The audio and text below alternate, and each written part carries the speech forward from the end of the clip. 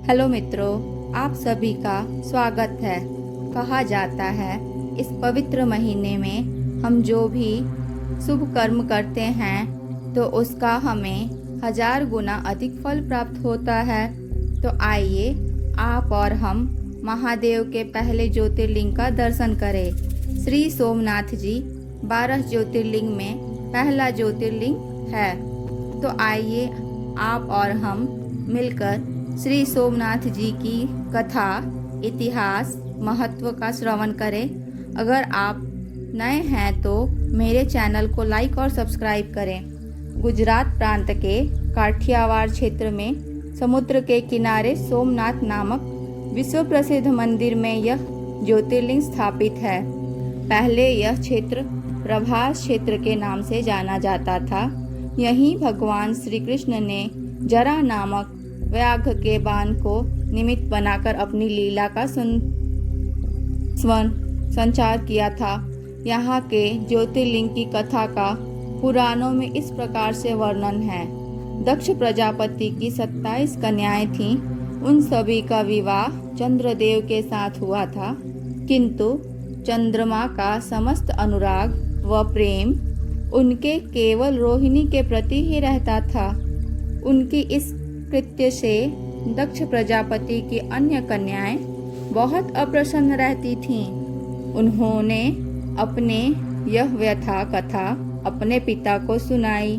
दक्ष प्रजापति ने इसके लिए चंद्रदेव को अनेक प्रकार से समझाया, किंतु रोहिणी के वशीभूत उनके हृदय पर इसका कोई प्रभाव नहीं पड़ा।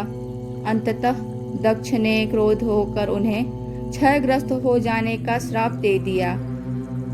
इस श्राप के कारण चंद्रदेव तत्काल क्षयग्रस्त हो गए। उनके क्षयग्रस्त होते ही पृथ्वी पर सुधा, शीतलता, वर्ण का उनका सारा कार्य रुक गया। चारों ओर त्राही त्राही मच गया। चंद्रमा भी बहुत दुखी और चिंतित थे। उनकी प्रार्थना सुनकर इंद्र आदि देवता तथा वशिष्ठ आदि ऋषिगण उनके उद्धार के लिए पितामह ब्रह्मा जी के पास गए। सारी बातों को सुनकर ब्रह्मा जी ने कहा, चंद्रदेव, आपने शाप विमोचन के लिए अन्य देवताओं के साथ पवित्र प्रभास क्षेत्र में जाकर मृत्युंजय भगवान शिव का आराधना करें।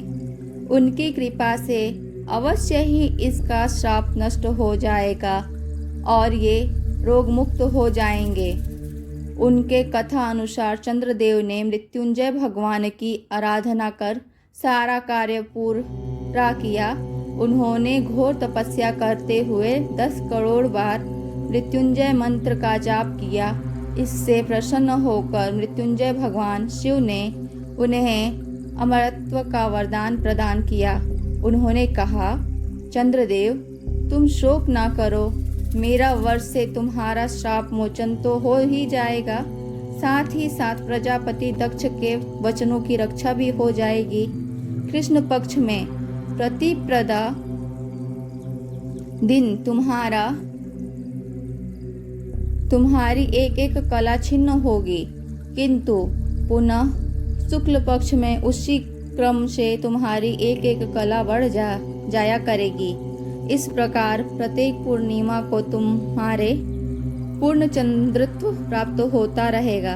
चंद्रमा के मिलने वाले इस वरदान से सारे लोक में प्राणी प्रसन्न हो उठे। सुधाकर चंद्रदेव पुनः 10 दिशाओं में सुधा वर्षण का कार्य पूर्णवत्र करने लगे।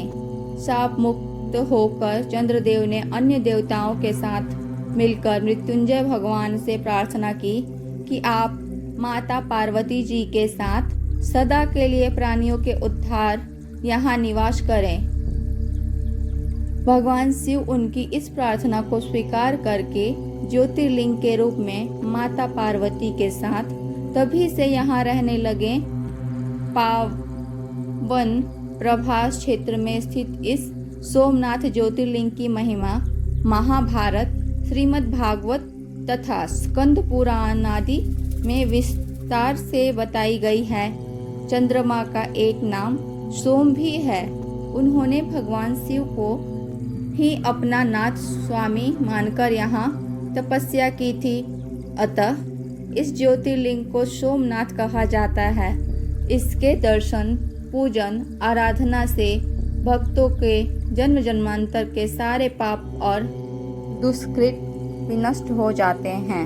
वे भगवान शिव और माता पार्वती की अक्षय कृपा का पात्र बन जाते हैं। मोक्ष का मार्ग उनके लिए सहज ही सुलभ हो जाता है। उनकी लौकिक परलौकिक सारी कृत्य स्वयं में सफल हो जाती हैं। भारतीय उपमहाद्वीप के और अरब सागर के तट पर स्थित आदि ज्योतिर्लिंग श्री सोमनाथ महादेव मंदिर के छटा ही निराली है। यह तीर्थ स्थान देश के प्राचीनतम तीर्थ स्थान में से एक है और इसका उल्लेख स्कंद पुराण, श्रीमद् भागवत, गीता, शिव पुराण आदि प्राचीन ग्रंथों में भी है। वहीं ऋग्वेद में भी सोमनाथ महादेव की महिमा का उल्लेख है। यह लिंग शिव के 12 ज्योतिर्लिंग में से पहला ज्योतिर्लिंग माना जाता है। ऐतिहासिक सूत्रों के अनुसार आक्रमणकारियों ने इस मंदिर पर 6 बार आक्रमण किया। इसके बाद भी इस मंदिर का वर्तमान अस्तित्व इसके पुनर्निर्माण के प्रयास और सांप्रदायिक सद्भावना का ही परिचय है। 7वीं बार यह मंदिर कैलाश महामेरु प्रसाद शैली में बनाया गया है। इसके निर्माण कार्य में सरदार वल्लभ भाई पटेल भी जुड़े रह चुके हैं।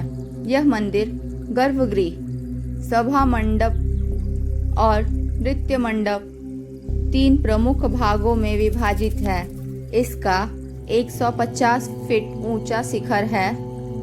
इसके शिखर पर स्थित कलश का भार 10 टन है और इसकी ध्वजा 27 फुट ऊंची है। इसके अबाधित समुद्री मार्ग के विषय में ऐसा माना जाता है कि यह समुद्री मार्ग परोक्ष रूप से दक्षिण ध्रुव में समाप्त होता है। यह हमारे प्राचीन ज्ञान व सूझबूझ का अद्भुत सत्य माना जाता है। इस मंदिर का पुनः निर्माण महारानी अहिल्याबाई ने करवाया था। धार्मिक महत्व पौराणिक अनुश्रुतियों के अनुसार सोमनाथ चंद्र का है, जो दक्ष के दामाद थे। एक बार उन्होंने दक्ष की आज्ञा की अवहेलना की, जिससे कुपित होकर दक्ष ने उन्हें श्राप दिया कि उनका प्रकाश दिन प्रतिदिन धूमिल होता जाएगा। और जब अन्य देवताओं ने दक्ष से उनका श्राप वापस लेने की बात कही तो उन्होंने कहा कि सरस्वती के मुहाने पर समुद्र में स्नान करने से श्राप के प्रकोप को रोका जा सकता है। सोम ने सरस्वती के मुहाने पर स्थित अरब सागर में स्नान करके भगवान शिव की आराधना की। प्रभु शिव यहाँ पर अवतरित हुए और उनका उद्धार किया। वह सोमनाथ के नाम से प्रसिद्ध हुए। धन्यवाद। अगर आपको ये कथा अच्छी लगे तो प्लीज़ कमेंट में हर हर महादेव लिखें।